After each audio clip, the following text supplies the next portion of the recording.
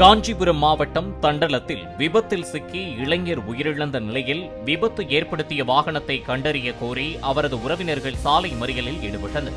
வளர்புரத்தைச் சேர்ந்த ராமன் நேற்றிரவு பைக்கில் வேலைக்கு சென்றபோது அடையாளம் தெரியாத வாகனம் மோதி உயிரிழந்ததாக கூறப்படுகிறது. போலீசார் உரிய நடவடிக்கை எடுக்கவில்லை என கூறி நடத்தப்பட்ட போராட்டத்தால் சுமார் 3 கிலோமீட்டர் தூரத்திற்கு போக்குவரத்து பாதிக்கப்பட்டது.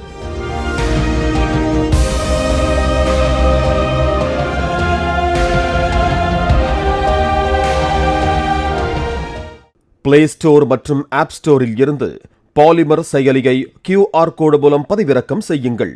செய்திகளை உடனுக்குடன் பெறுங்கள்.